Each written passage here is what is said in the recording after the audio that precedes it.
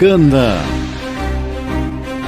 A Rádio Luz Americana recebe nesta terça-feira, em especial entrevista da semana, o jornalista e analista político William Tonet, diretor de Folha 8 em Angola. Tema: Angola e seus principais desafios. Terça-feira, 15 de agosto de 2023, às 18 horas em Angola, com transmissão em direto na Rádio Luz Americana e nas suas redes sociais de Facebook e YouTube, assim como na sua web TV. Participação: André Massanga. Moderador: Ailton Moreno. A não perder na Rádio Luz Americana.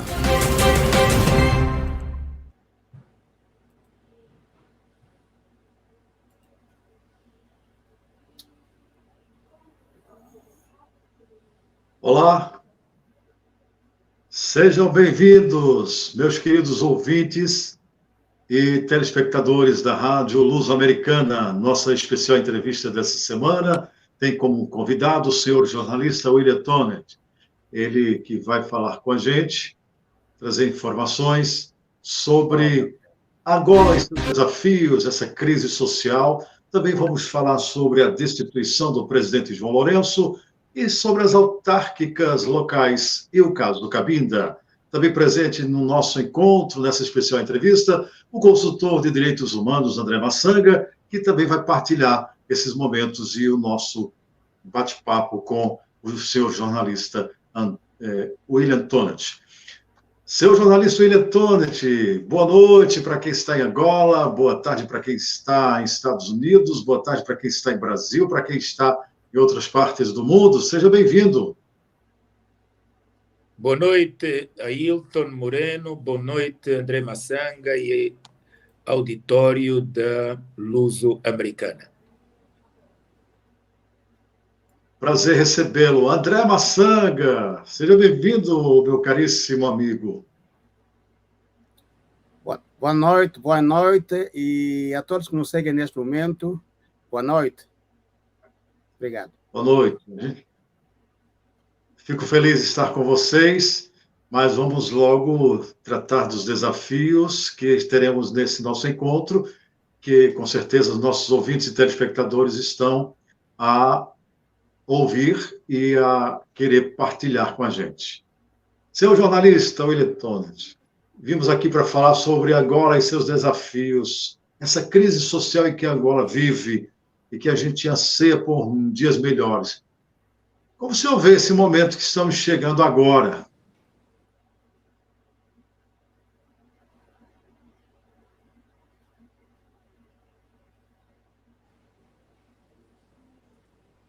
Sou jornalista. Bom, Seu jornalista. Angola não vive... Sim. Angola não vive um momento particularmente estável do ponto de vista social e político.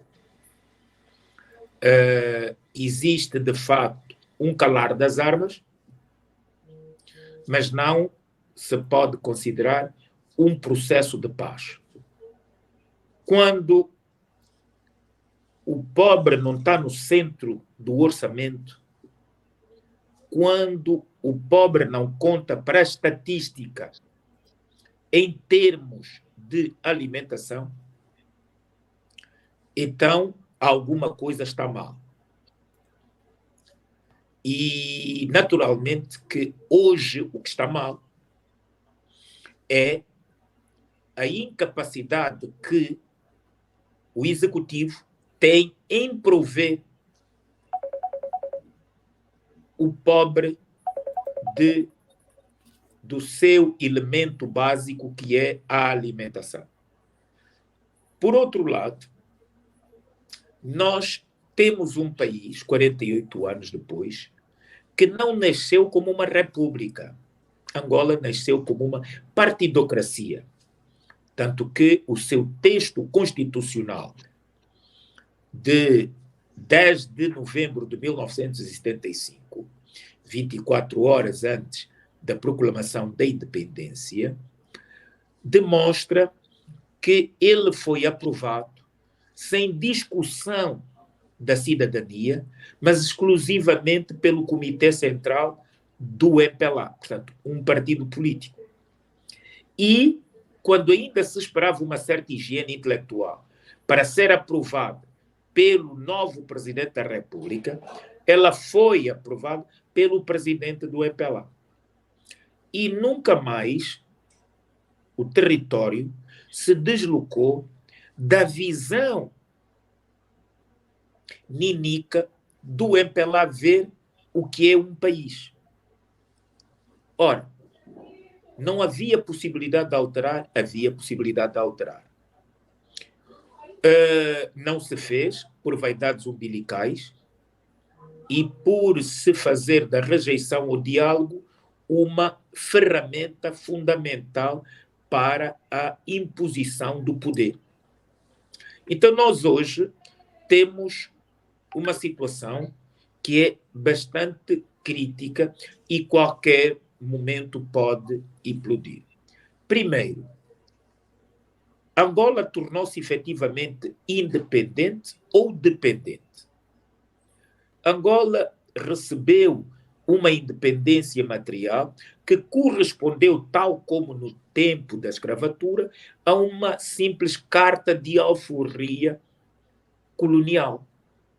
Então, mas esta carta foi um instrumento material. Imaterialmente, Angola continua uma colônia. Por quê? Porque os negros que assumiram o poder são extremamente complexados, ciosos em manter a tradição, a cultura, a língua da antiga potência colonial e desprezar as línguas angolanas, a cultura angolana e a tradição angolana. Este é o grande problema. E então eles continuam, de facto, no projeto de colonizar a maioria preta. Porque aqui é preciso distinguir o negro e o preto. O negro é aquela espécie verdadeiramente complexada, que não vê os valores, se sente diferente da maioria do seu povo. O preto é cioso da defesa da sua língua umbilical, da sua cultura, da sua tradição, da sua culinária. Portanto, esses os elementos fundantes que vão determinar a posteriori a criação de uma nação. E, infelizmente, nós não conseguimos ter hoje, e a situação agrava-se, porque, de um lado, está o partido a querer monitorar tudo com uma pseudo-democracia, e, por outro lado, está o aumento da literacia que deriva da discriminação negativa e da falta de oportunidade. Então, hoje há um negativo e positivo pronto, a qualquer momento, a ter uma faísca que não gera energia, mas uma explosão. Senhor jornalista, o senhor coloca algo muito importante, que essa independência que Angola teve ainda continua com muitas amarras. E o que se esperava é que os homens que assumissem o poder de Angola fizessem realmente uma verdadeira independência. Isso não acontece, isso só... Então, aumentou as crises, né, durante esses 40 anos.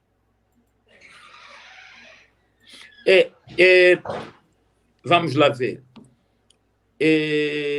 Ailton, nós temos um quadro de cidadãos que atravessaram a ponte do período colonial para o dito da libertação, em que se pensava que aqueles que estavam nas matas a lutar para a independência fossem verdadeiros revolucionários, verdadeiros libertadores. Não.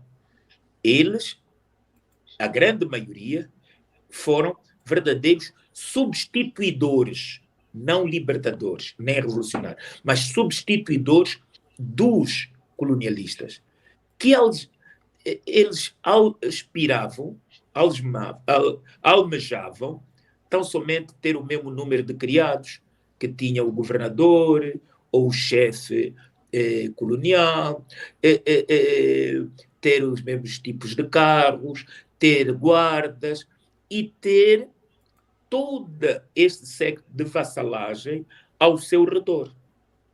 Porque não foi para dizer, olha, nós encontramos a espiral da pobreza no gueto, na favela, desta forma.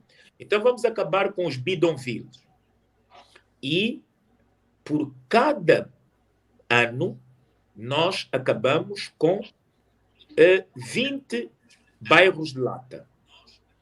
E vamos melhorar a canalização, em vez de termos chafarizes, vamos ter o ponto d'água em cada residência, vamos fazer uma verdadeira reforma agrária, vamos devolver a terra que era do Estado colonial para os novos entes. Tudo se manteve. Inclusive, só a coisa de menos de 3 anos se alterou o Código Penal, porque Angola manteve-se com um Código Penal de 1886.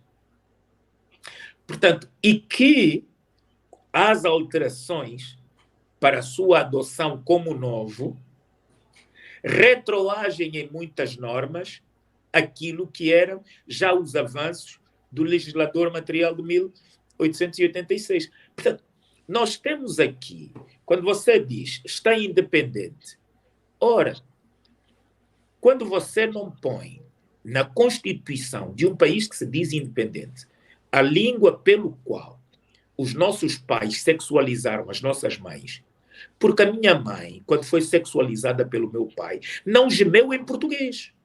Não gemeu em português. Mas na Constituição não está lá. Está lá o quê? A única língua é a língua portuguesa. Está vendo? A culinária adotada 48 anos depois, você não tem uma culinária. Os pratos angolanos não fazem parte do cardápio de 99,9% dos restaurantes em Angola. Você é independente. Você recebe agora uma comunidade, que é a comunidade árabe, e você vai em 90% das pastelarias e você encontra faíta, mas não encontra uma sandes de peixe frito. Está a ver? Você não encontra o pão burro, que era algo que identitário. Como é que nós gostamos do pão? Como é que o angolano gosta do pão? A maior parte. Porque você discrimina desde logo, porque em Angola só 25% das pessoas falam português. E dessas 25%, a grande maioria fala mal, porque 75% não fala em português, fala nas línguas angolanas. Não é dialeto. Os negros complexados chamam de dialeto. Não. Não é dialeto, é nossa língua angolana, que, se fosse para ser dialeto, seria o português. Tá? Você deve conhecer aí nos Estados Unidos, e a gente conhece, sim, há muita gente que não se expressa em inglês, correto, mas não passa fome, não deixa de ter casa, não deixa de ter carro, não deixa de conduzir. Portanto, não é por aí. Mas que diabo, você tem 45%, tem vários povos. Nós éramos o conjunto de vários reinos e micronações. Nós não somos um só povo. E incutiram-nos um só povo, uma só nação. Mas o partido que assim faz, nada fez para constituir, por exemplo, uma língua. Ora, é diferente do que fez a mais nova etnia em África, que são os brancos sul-africanos. Veja que os brancos sul-africanos, nesse quesito, fizeram mais que os negros angolanos que estão no poder. Porque eles criaram uma língua própria, o afrikaans, que não havia em nenhuma outra parte do mundo. Se o MPLA quer que Angola seja um só povo, uma só nação, tem que ter a magistratura mental de criar uma língua. Não tem. Ora, de recriar as várias culturas e dar-lhes uma identidade própria. Não tem. Nós, 48 anos depois, temos povos expressamente discriminados pela Constituição.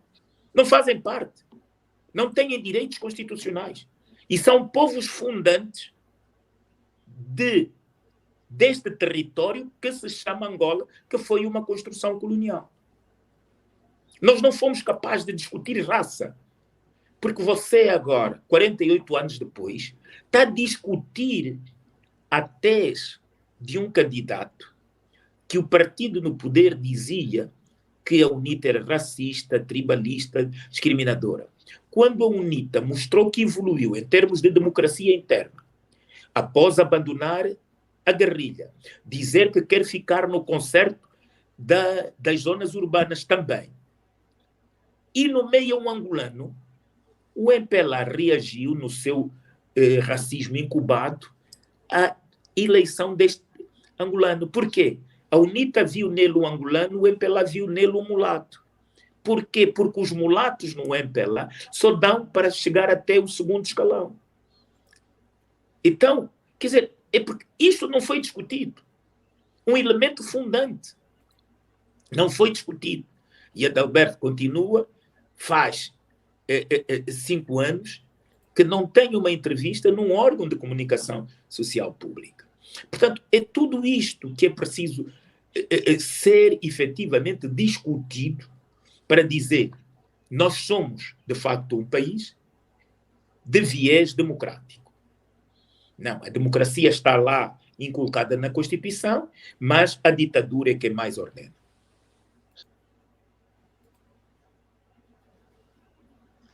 Obrigado, senhor jornalista. Eu passo agora a palavra para o amigo André Massanga, consultor de direitos humanos, para ele interagir nessa nossa primeira conversa sobre a crise angolana. E depois já vamos falar sobre André Massanga. Com certeza. Nós temos hoje o senhor William Toné, que praticamente é dos grandes pilares que Angola tem em termos da luta contra a ditadura. Eu assim consigo qualificá-lo. Tanto porque ele já vem lutando desde tempos remotos. Ele acompanhou a passagem dessas fases todas de Angola do Partido Único, Partido Estado, e agora pronto, a tentarem fazer uma democracia que, na realidade, democracia não é. E praticamente não temos aqui alguém que nós chamamos como um embundeiro, o embundeiro na luta para a democracia do povo angolano. A minha pergunta para o senhor jornalista e diretor de Folha 8, William Toné, é de saber, em função daquilo que Angola tem vindo a passar, tanto todas as fases que já acompanhou do progresso dessa democracia em Angola, qual é a esperança que o senhor tem de poder se concretizar esse propósito? Será que Angola está em bom caminho para chegar a esse desidrato? Ou achas que ainda está muito distante? Bom, eu penso que Angola está carente de uma nova libertação, está carente de uma nova independência. Angola precisa de proclamar de forma urgente uma independência imaterial, que é libertar-se de todas as amarras que lhe algemam a necessidade de ser um país. E se nós não criarmos estes elementos que hoje debilitam a convivência entre os vários povos e cidadãos em Angola, nós vamos continuar a aldrabar para a comunidade internacional que existe uma democracia, cuja alternância é impedida por causa de um texto que faz deste país uma partidocracia. E eu explico-me. Angola não criou estruturas fortes, órgãos fortes. Angola especializa-se em ter homens fortes com base no controlo das Forças Armadas e dos órgãos de segurança.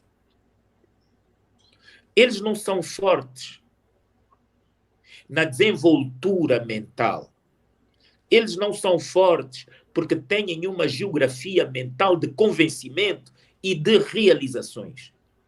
Eles são fortes porque existe uma vaidade umbilical que lhe diz: Senhor, que reúne todos os poderes, qual reencarnação de Luís XIV em pleno século XXI.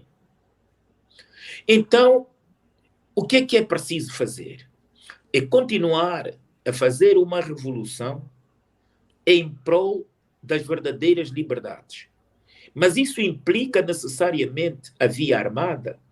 Bom, nós estamos a mostrar, e este novo movimento que vem inspirando pela África, nasce um bocado aqui, para, nasce outro bocado ali, para, vai deixando um fumo que é a via primária de comunicação dos vários povos. A gente se comunicava pelo fumo, não tinha o satélite que nos estendia a comunicação. Então, hoje, há a necessidade de perguntar: só a via armada é que pode determinar o renascimento dos povos? Ou outras vias? Através da indignação social, da implosão social, não se consegue? Através de vias que pautem menos derramamento de sangue? Portanto, tudo isto leva a que, efetivamente, nós tenhamos essa noção do que é que queremos, efetivamente. E o que é que vamos fazer? Hoje é este o ponto em que os angolanos se encontram. O que é que os angolanos querem que Angola seja?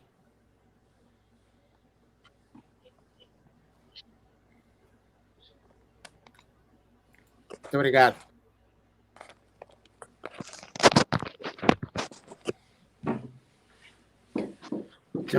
Vamos agora falar, senhor jornalista William.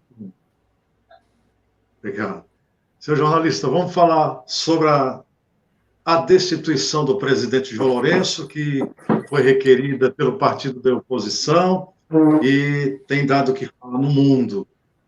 Como é que o senhor, que faz parte de um jornal de tão importância para Angola, vê essa solicitação de destituição do presidente João Lourenço nesse momento em que Angola vive com tantas crises e que a população também anseia por momentos melhores?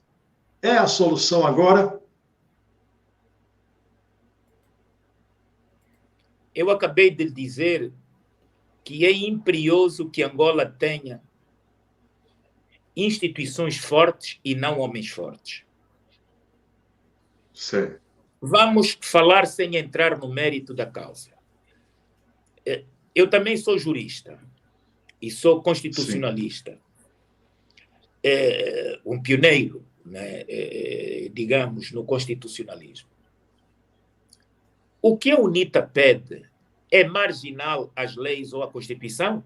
Não. O que a UNITA pede não tem enquadramento na norma evocada.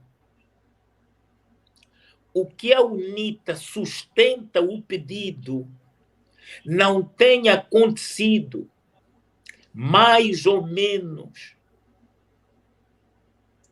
na prática cotidiana. É isto que é preciso entender. Por outro lado, não se fala da destituição da presidência da República, não é isso que a norma diz. O artigo 129 da Constituição no seu número 5, ela elenca as questões em que se pode ter a iniciativa processual de destituição do Presidente da República. E é um caminho minado. Ora, o que é que mostra muita confusão anárquica? É um anarquismo interpretativo mental de grande parte dos dirigentes do MPLA, que demonstram, mais uma vez, que não foram eles que fizeram essa Constituição. Essa Constituição foi feita por mercenários, maioritariamente portugueses, enviada para Angola. Muitos nem conseguiram abri-la ainda devem ter nos seus e-mails. Não sei se têm dificuldade, se ela veio em PDF, se veio em FreeWord, como é que veio. Porque sempre que se invoca uma norma, eles mostram estranheza. E esta Constituição foi aprovada exclusivamente pelo MPLA. Ora, então, seria preciso dizer, está na Constituição o artigo 129 ou não? Está. Quem é que aprovou a Constituição? A UNITA ou o MPLA? O MPLA. Porque, o que é que o MPLA reclama? Analfabetismo jurídico constitucional, só isso. Não pode um partido que está há 48 anos no poder não ter ninguém que avise os seus principais bajuladores que, ainda que a UNITA tenha iniciativa, ela depois vai encontrar uma série de minas que foram colocadas pelo próprio regime. Ora, e decantar estas minas depende de duas coisas. Sentido republicano, não sentido partidário, dos deputados. Agora, a UNITA tem essa possibilidade de intentar ação? Tem. Desde logo, a linha B do artigo 129, número 5, diz que para iniciar o procedimento basta haver 1/3 de deputados. Ora, num universo de 220 deputados, 1/3 corresponde a 54 deputados. A 74 deputados. O resultado é em décimas das 73, tal, portanto, arredonda-se para 74. Ora, a bancada parlamentar da UNITA tem 90. Isto mostra que as duas únicas bancadas que podem acionar este procedimento só são a do MPLA e da UNITA, porque têm mais que 1/3. Então está lá. Depois diz que, com base nessa iniciativa processual, a Assembleia Nacional, sem possibilidade de veto, porque esta iniciativa é as meias finais. Está a ver? Futebolisticamente falando, é as meias finais. Então, a UNITA ganhou as meias finais. Esta vitória já ninguém lhe tira. Pode haver xinguilamentos, as pessoas podem estrabuchar, mas ela ganhou a meia final. Agora vamos ver se ganha a final. Então, como é que se começa na final? Ora, a final vai para a linha C do mesmo artigo e do mesmo número 5, que diz que esta iniciativa decorre de uma ponte. E a ponte qual é?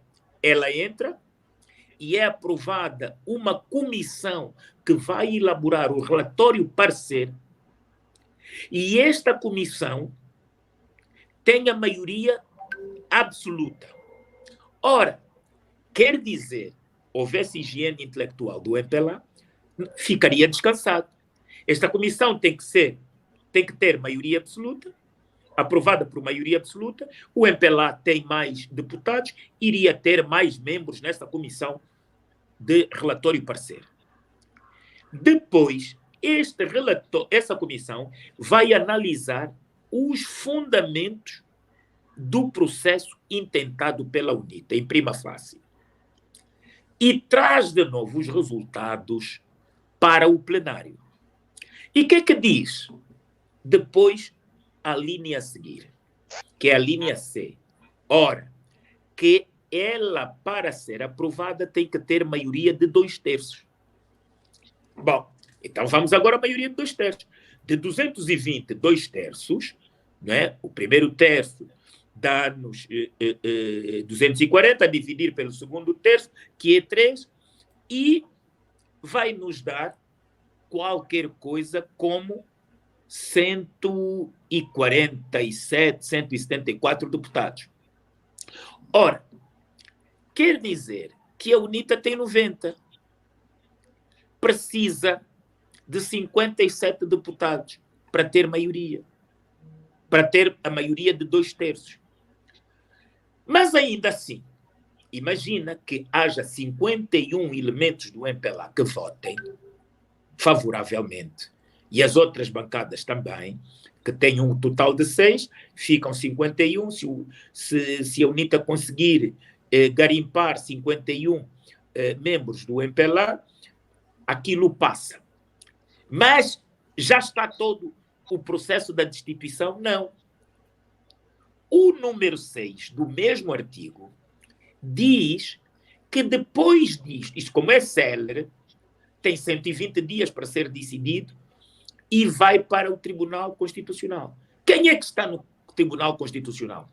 É uma membro do Biro Político do MPLA. Por que tanta histeria? Quer dizer, é uma masturbação intelectual que não se percebe. Portanto, e, naturalmente, a presidente do Tribunal Constitucional nunca iria aprovar, não é, esta iniciativa para haver a destituição definitiva. Porque eu estou a falar ainda da vacatura. Estes são os passos só da vacatura.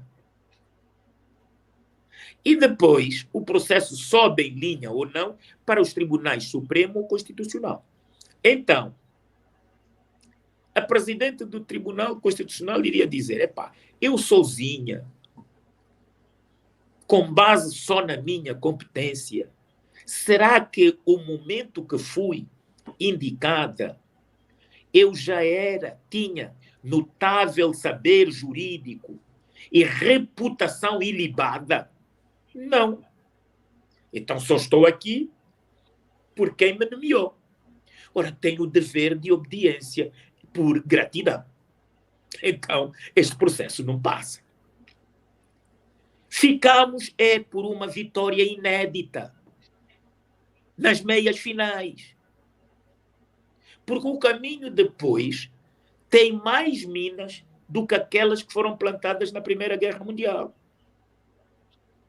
Mas é impossível, não. Vai mudar o quadro? Vai. É que agora as pessoas sabem que há mais gente que está a interpretar e a estudar a Constituição. E os erros e linhas de contorno que as várias normas nela inseridas apresentam e podem ser evocadas. Portanto, eu penso que tem toda a legitimidade e essa masturbação resulta de Angola não ser um Estado democrático e de direito.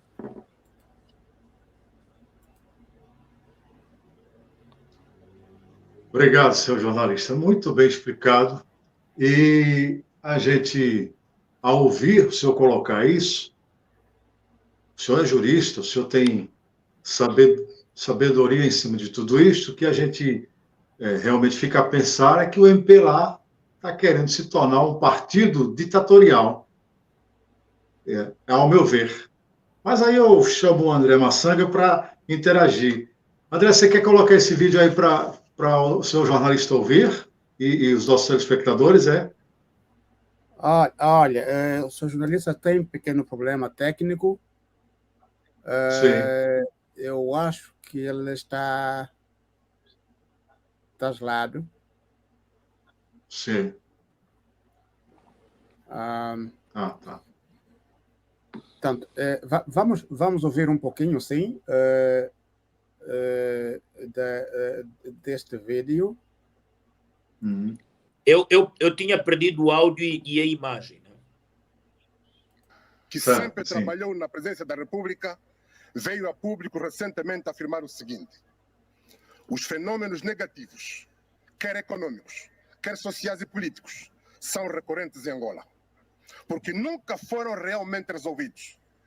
E como afetam o cotidiano do cidadão comum, a sua persistência tende a revelar-se em contextos diferentes. A grande questão que se coloca é saber por que razão nunca foram resolvidos. Creio que o principal entrave se encontra desde as suas origens, 1975, no nosso poder político, que por duas razões fundamentais não foi capaz de o fazer, por falta daquilo que se designa vontade política e por incompetência, isto é, incapacidade técnica, administrativa,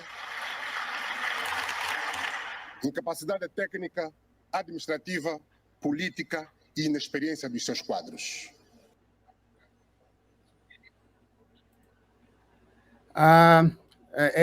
Aí a minha pergunta para o senhor jornalista. Senhor jornalista, aqui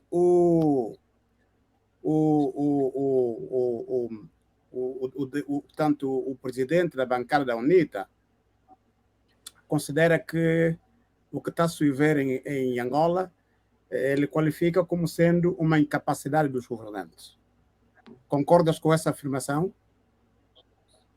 É óbvio, quando você tem grande parte das pessoas a comer nos contentores, a estar no desemprego, uma taxa de juros e inflação incontornável, as pessoas não estão a gerir. E eu falava há bocado da necessidade de uma nova independência.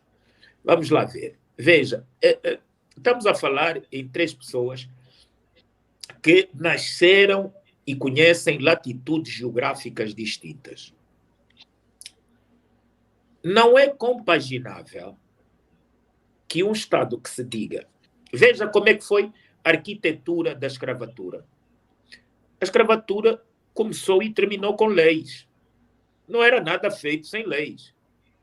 O colonialismo tinha leis. A repartição de África tinha leis. Mesmo não tendo lá nenhum africano. Mas eles curaram fazer uma conferência de Berlim e impuseram esta lei, inclusive aos autóctones das várias regiões. Talharam os nossos reinos e colocaram-nos em denominações de país, indiferentes a que estavam a dividir mãe e filhos, povos e famílias. Bom, hoje, quando você diz tem a independência, veja as constituições. Nós continuamos com eles. Os ingleses formaram a Commonwealth. Os franceses a francofonia.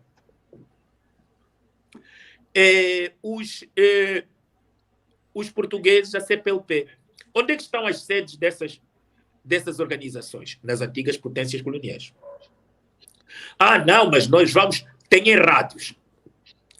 RTP África. Qual é a linha editorial da RTP África? É uma linha cruzada que atende ao objeto mental de todos os povos? Não.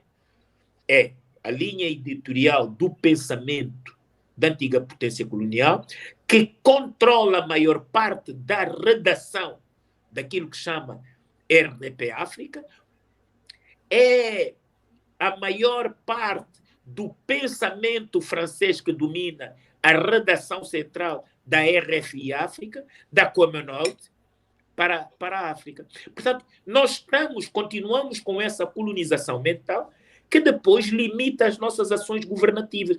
É que nós governamos como se tivéssemos capatazes que recebem ordens do Ocidente, com as suas organizações de Bretton Woods, que foram criadas para o Ocidente, não para a África. Então, é indiferente se você tiver um governante ocidental a ver dia após dia milhares de pessoas, crianças, velhos e crianças, a abastecerem-se nos contentores de lixo e nos monturos de lixo, esses governantes saem. Mas aqui é normal. As pessoas legitimam esta ação de sobrevivência mais indigna para o ser humano que se diz de um país rico. Os governantes demitem-se. E é uma demissão que eles acham que ainda é favorável. Porque acham que estão no poder e devem fazer aquilo que podem. Você tem, hoje, a ausência de uma reforma agrária. Você tem hoje o comércio, a soberania comercial de Angola está na mão de estrangeiros. Você é independente de quê? As lojas de alimentação, e um povo, e vários povos que habitam um território podem ser envenenados pela alimentação e pela água. Quem controla a água e a alimentação? As lojas de proximidade, 99,99% são estrangeiros. É pessoal ligado ao fundamentalismo islâmico. Como é que você percebe que alguém que não tenha na sua terra sequer uma bancada no free market e tenha uma ou duas lojas em Angola? Como é que você entende que você, numa senzala de 200 pessoas, 190 não trabalham, alguém que sai do norte do Líbano, do norte de África, vai montar uma cantina? É mesmo cantina? Ou é quadricular o país? Portanto, há uma agenda que qualquer dia, se não for feito nada, os angolanos vão ser confinados a reservas, como os índios foram na América. Porque esta nova cavalgada colonial vem com uma agenda de reprodução. E daqui a 10 anos vai querer estar nos órgãos políticos a partir de quê? Do ius sanguis e do ius solis. E vamos ter um fundamentalismo que ainda a gente nem sabe se é o mais radical. E agora nós temos uma porta que aponta estudos de fontes ocidentais também, que para o Estado Islâmico, aquele que tem os seus braços armados, Al-Qaeda, IC, Boko Haram, saem 20 milhões. Você diz que tem o Estado preocupado? Não. Você vai às fronteiras, estão lá eles. Então, é isto que preocupa os verdadeiros angolanos. Aqueles que pensam que, sim, senhora, a cooperação internacional é importante, mas nos países em vias de desenvolvimento não devia nenhum estrangeiro investir a 100%. Tinha que fazê-lo com sociedades mistas, com angolanos, para empoderar os angolanos, para precavê-los de qualquer coisa. Se eles tiverem que sair, a indústria, o empreendimento poder continuar. Agora, o que você tem? Numa altura que as próprias grandes potências... Os Estados Unidos deu agora uma coisa, a Huawei, qual é o problema? É o controle do Estado em relação à soberania. E nós que somos países frágeis, queremos ser mais papistas que o Papa. Qual é a política dos Estados Unidos, dos Estados Unidos, do FMI? Onde vai o FMI em África? Se o país era pobre, vira miserável. Se era miserável, vira paupérrimo.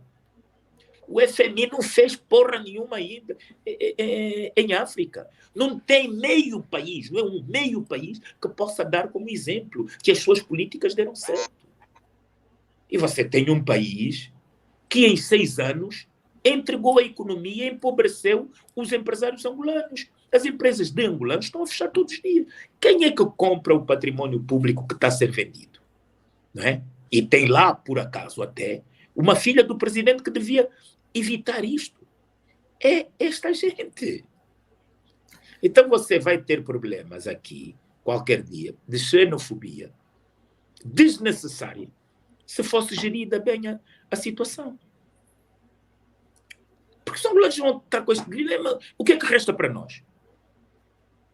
Até no free market, o chinês vende. O maliano vende. O senegalês vende. Vai chegar o quê para ti? Está tudo preenchido. Não tem uma banca que ajuda os angolanos. O mercado livre de moeda está controlado pelo fundamentalismo islâmico. É isto que é o drama. É um drama mesmo. É um drama mesmo. E mais um drama que eu quero perguntar para o senhor jornalista agora é a questão das autárquicas locais que estão indefinidas.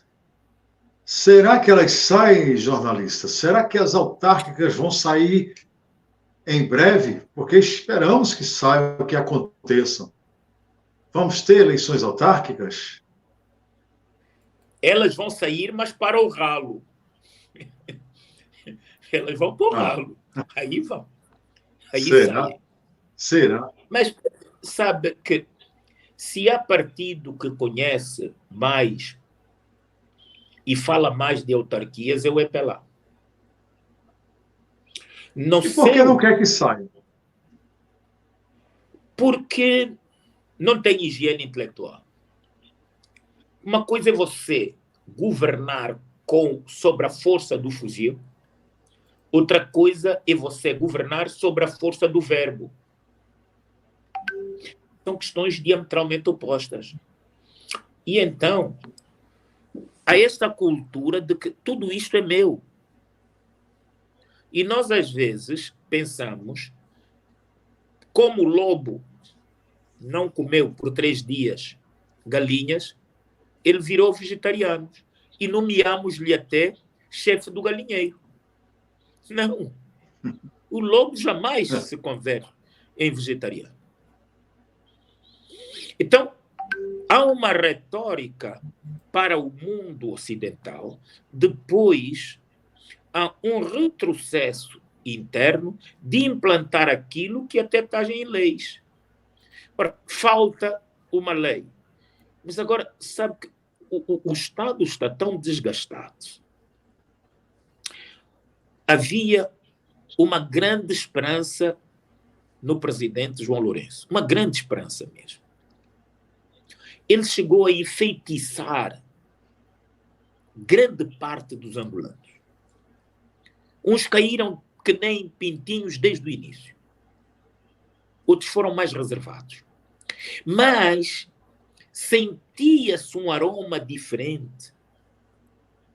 Porque se pensava que ele fosse capaz de suplantar o ditador de 38 anos. Não o mesmo programa e a mesma política. Porque não tinha mudado. Esta não tinha mudado. É só o cabeça de vagão. Porque o partido era o mesmo e não poderia ter.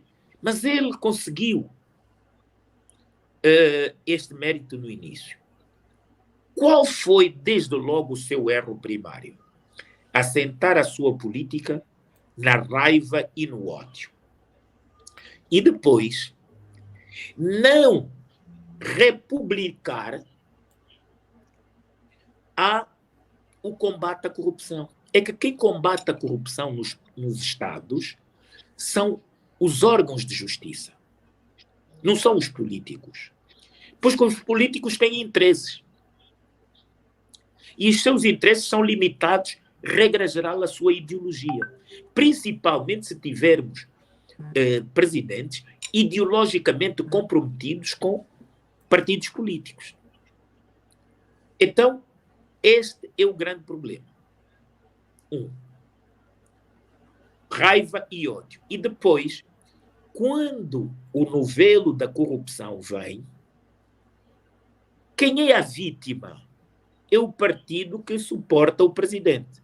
Ora, era preciso o presidente ter uma magistratura mental capaz de convencer que este aval político deve depois cavalgar sobre os ombros do setor de justiça e que a política não se deve intrometer.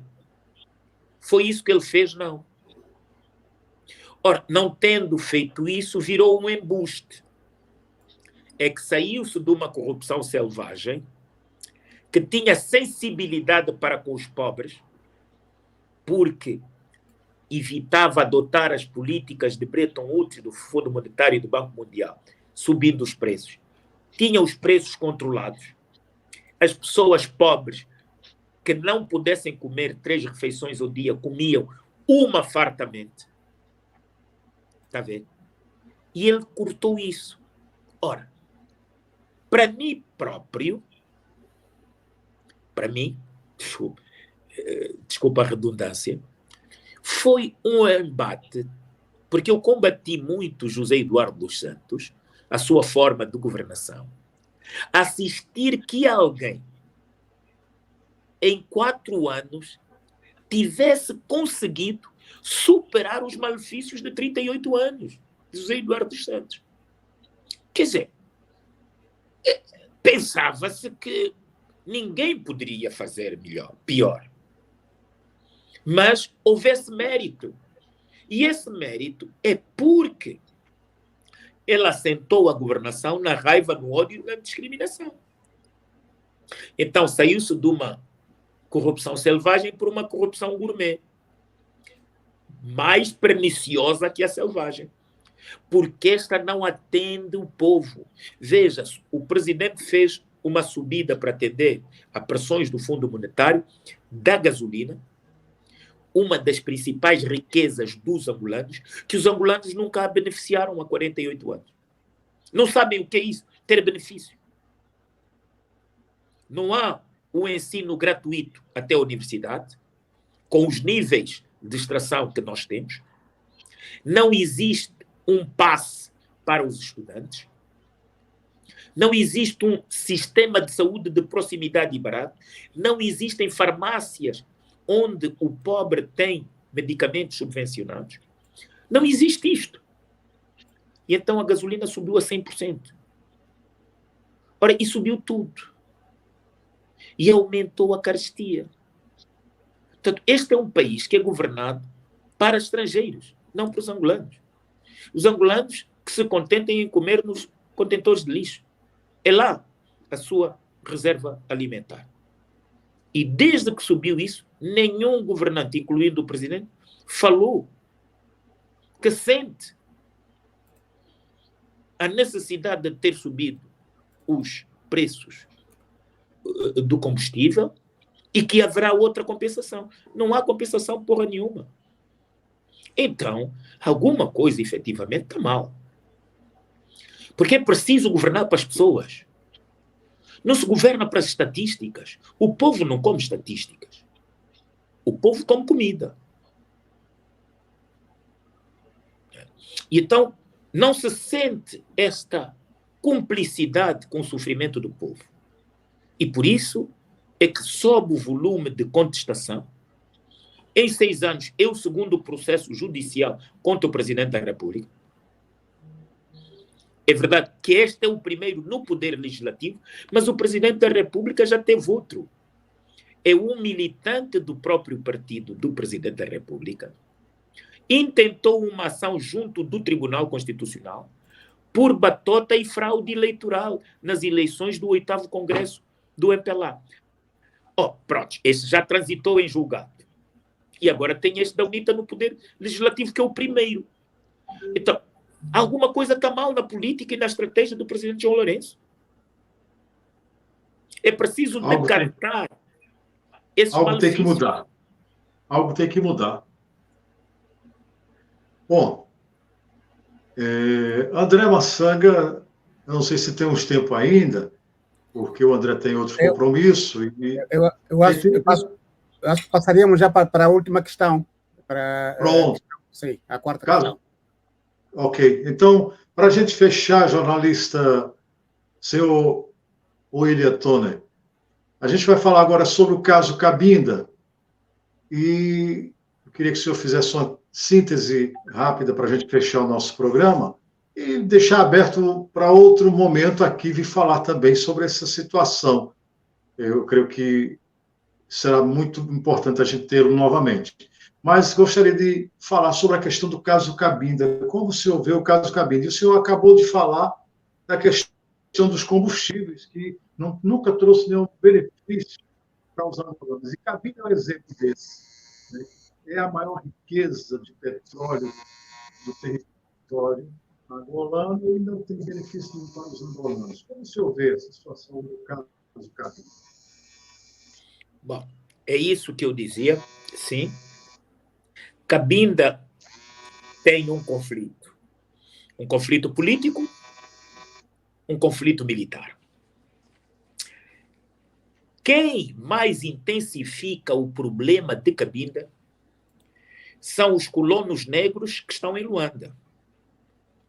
Porque são eles que dizem que Cabinda é uma colônia. E com isso fazem subir a espiral independentista. Quando se poderia estar a conviver com várias fórmulas, ouvindo as populações locais. Ora, como é que você entende que uma das regiões com maior peso no PIB seja impedida de ter uma associação de defesa dos direitos humanos? Como é possível que você impeça o povo de Cabinda de condenar quem polui os seus mares para matar a fauna e a flora? Quem? Quer dizer, como é possível isso? Quais são os direitos que tem o povo de Cabinda? O seu sistema de justiça teve que ser transferido para Luanda, porque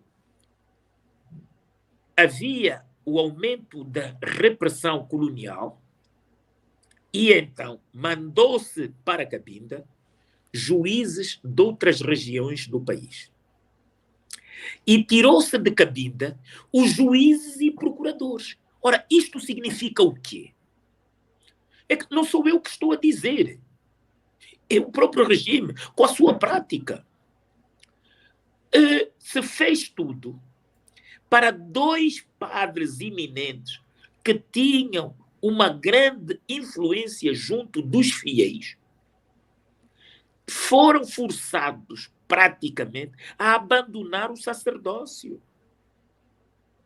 O padre Raul Tati e o padre Congo. Ora, que Deus o tenha, já falecido, recentemente falecido. Portanto, é isto, esta aqui é a realidade. Por que todas as outras províncias podem ter associações, comitês, fundações, e Cabinda não pode?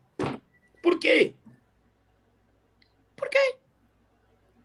Quer dizer, os maiores, se você tem investidores, são de outras regiões. Não tem um incentivo. Ele não beneficia da receita. Não tem desenvolvimento. Quem é que disse que o povo Cabinda, hoje, a sua prioridade é ter um aeroporto internacional, que já lá tem, para aterrarem quem? As moscas, as baratas e os mosquitos? O povo de Cabinda precisa de uma política de desenvolvimento, de aumento de escolaridade, de um campus universitário que não tem.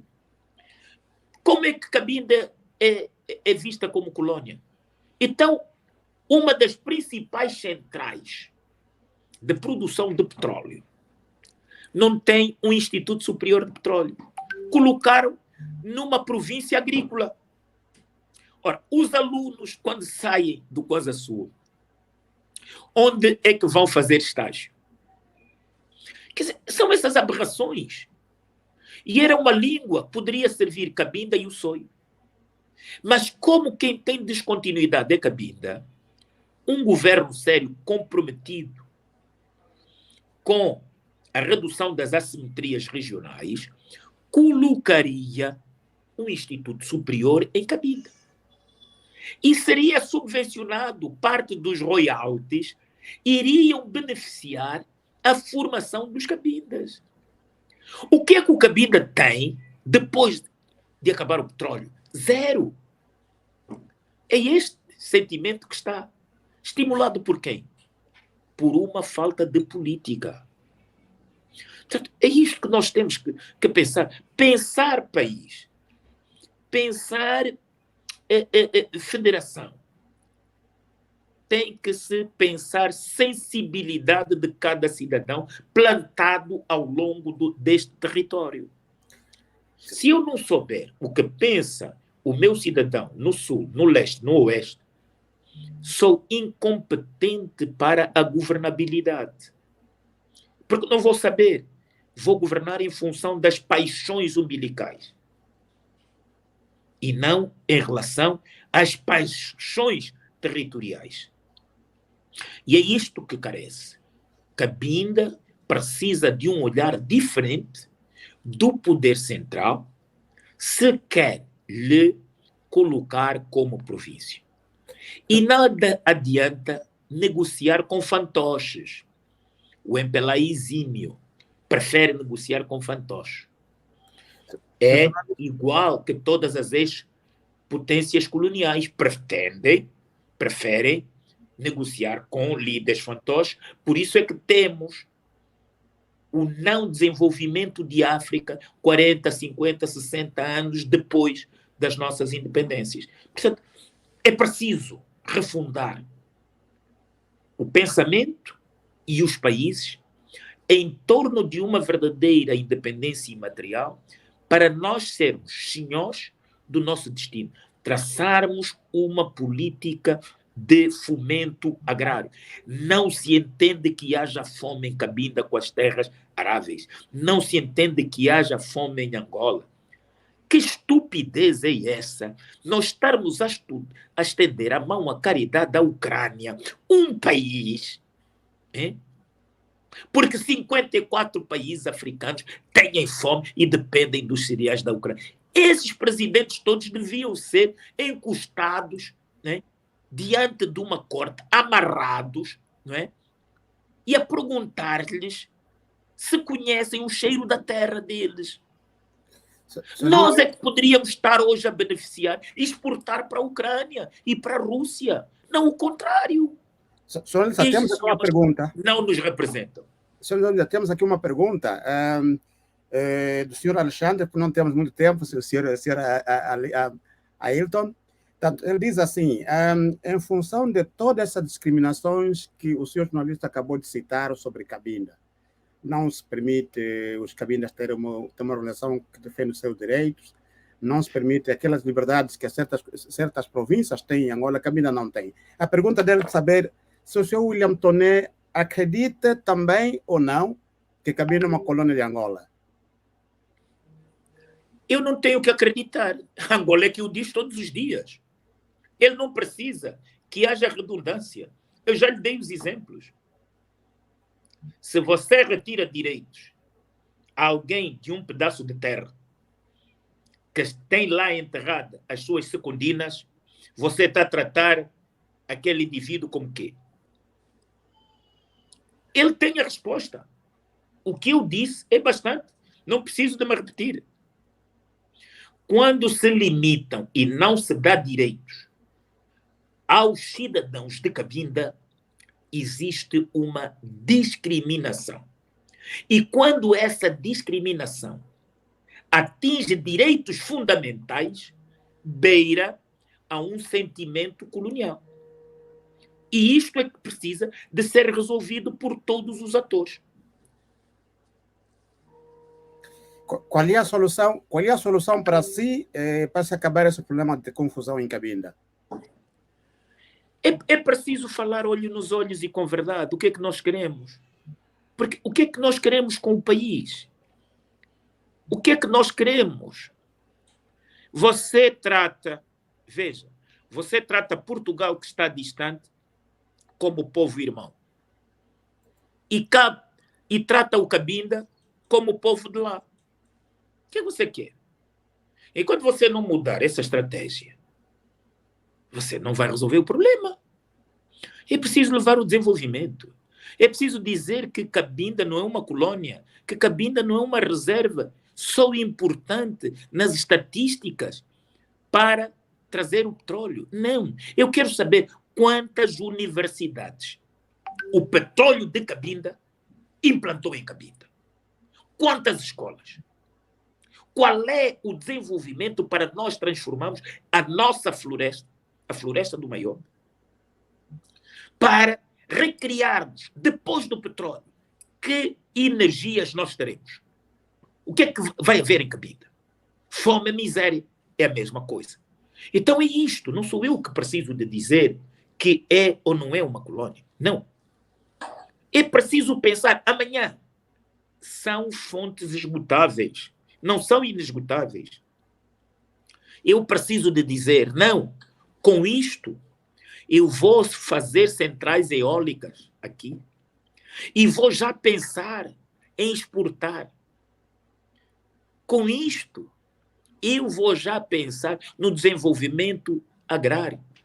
Eu preciso de criar uma grande universidade com o petróleo que a Cabinda me dá para eu ter aqui uma das universidades de referência regionais que posso formar pessoas dos dois Congos, do Gabão, dos Camarões, para terem ir lá. Eu tinha que fazer com que ninguém, esses senhores que estão nas plataformas, não contribuem um kwanza para o desenvolvimento de Cabinda. Eles ficam no mar e vão para o mar. Há americanos que estão em Cabinda há 5, 7 anos, não conhecem o Largo da Sé, porque eles vão para o mar de helicóptero, chegam a Luanda de helicóptero e saem de avião. E é esta a rotina. Os países se querem desenvolver, nas plataformas são zonas de trabalho. Todo mundo vive nas cidades. Para impulsionar o desenvolvimento imobiliário, para deixar receitas ali. Onde é que ficam as receitas? Com meia dúzia de pigmeus que impõem lá o comércio das principais necessidades dos cooperantes e mais nada. O que é que hoje devia-se fazer? Um país que pensa diferente. Proibir 48 anos depois é uma vergonha os países terem cooperantes. Não. Quem quer vir para Angola, quem quer vir para Cabinda, viria como imigrante. Ganha o seu salário, como cada um de nós faz quando vai para a América. Eu não posso sonhar um dia ser contratado como cooperante na América. Não é? Eu vou como imigrante. Chego lá, tenho o meu salário, é com o meu salário que eu pago a minha casa, trato o benefício do seguro, tenho o meu carro. Mas você tem o quê? Diz que o país não tem dinheiro e tem uma porrada de cooperantes a partir dos próprios ministérios. Como se os ministros não pensassem. Então, quem diz que Cabinda é uma colônia não é o William Toné. São os atos dos governantes que estão refastelados nos ar-condicionados em Luanda. Não sou eu. Está lá. É mentira que os juízes de Cabinda não foram transferidos para Luanda. Por que foram? E não foram transferidos por moto próprio. Eles não pediram.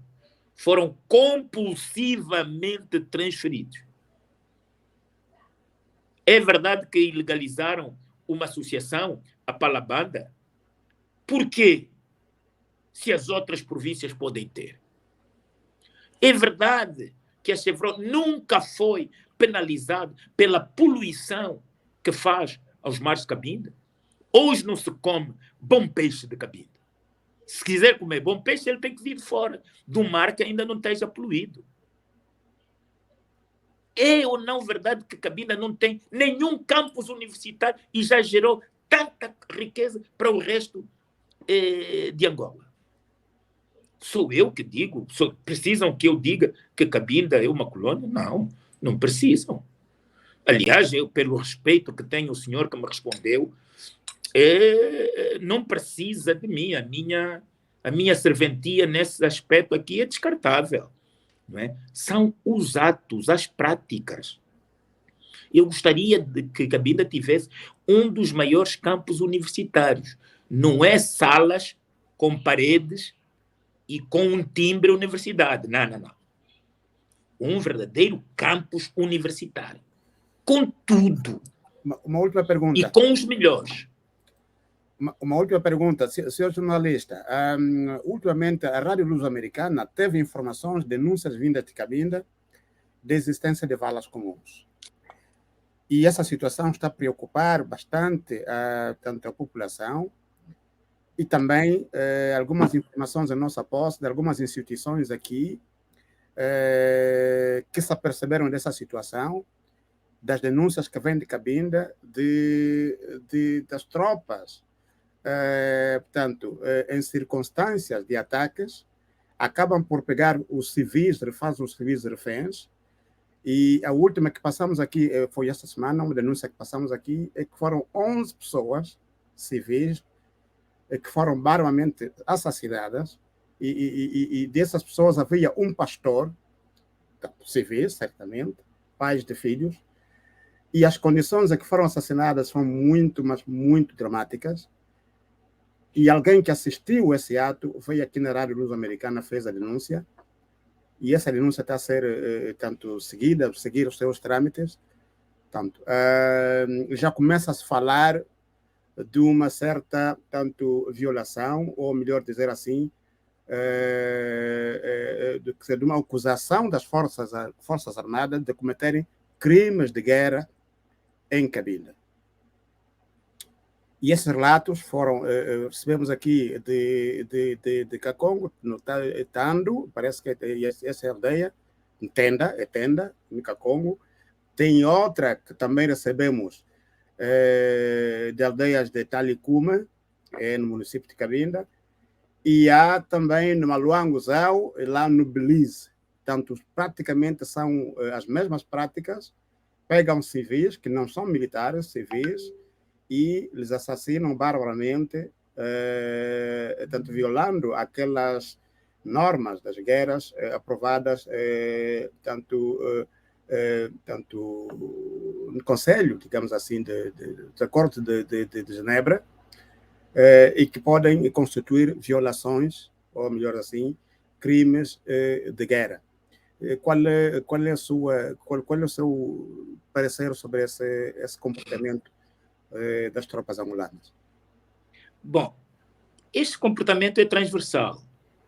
Não é um caso inédito de Cabinda. Um pouco por todo o país se assiste isso. Agora, é preciso também, cada vez mais, que fontes independentes possam credibilizar e denunciar todas essas situações.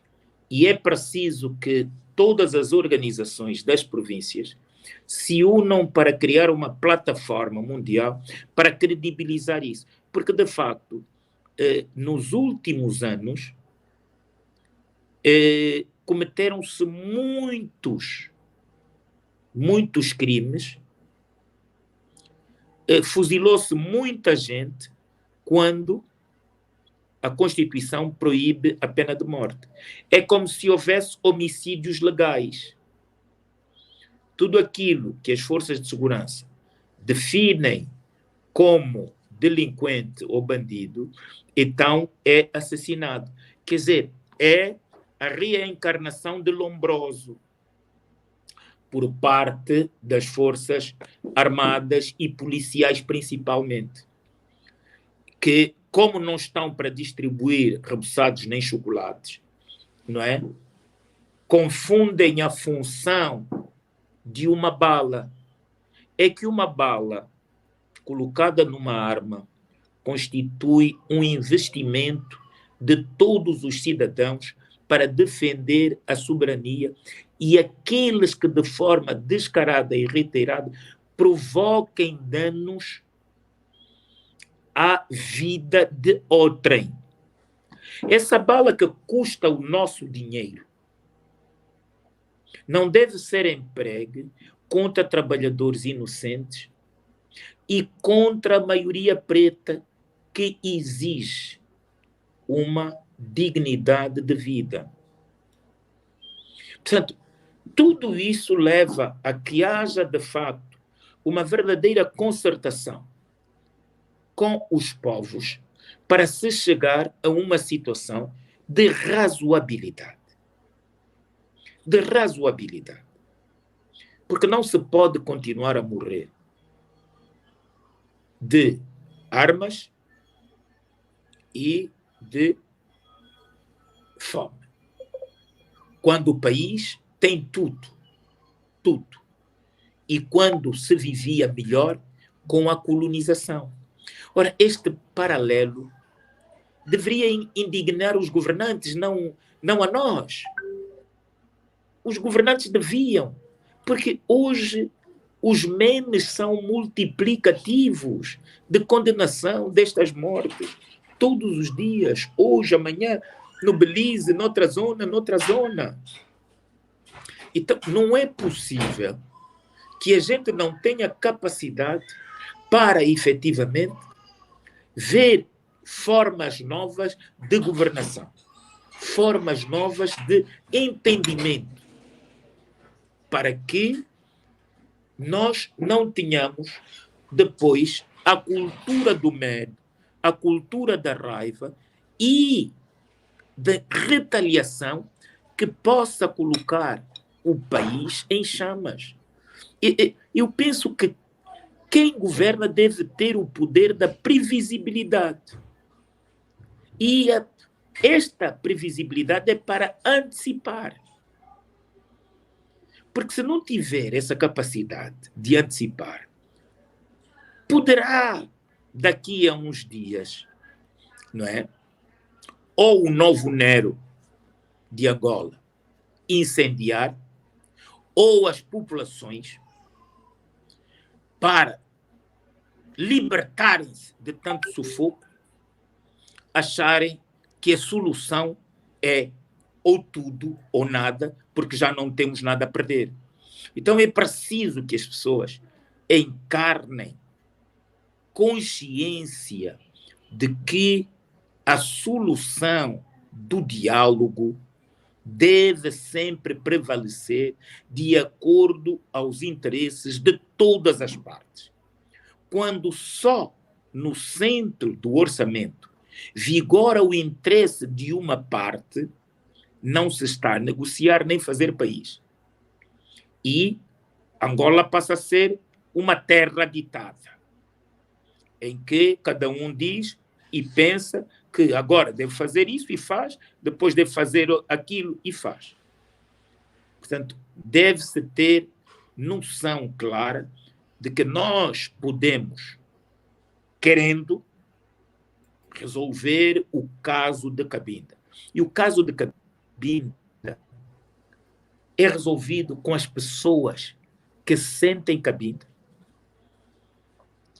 que estão em Cabinda, que querem transformar Cabinda. Não é com outras pessoas. Muito obrigado. Sr. Ailton, estamos no final do tempo.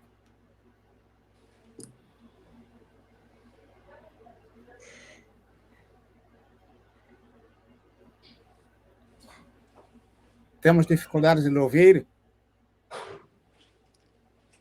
Sim. E agora? Estamos praticamente no final. Eu acho que o Sr. Ailton estaria aí para fechar o programa, mas acho que está com pequenos problemas técnicos. A sua imagem está congelada. Se assim for, está então no frigorífico. Ele ficou no frigorífico. Sim, vamos pedir 1 minuto para o senhor jornalista despedir e fecharmos o programa.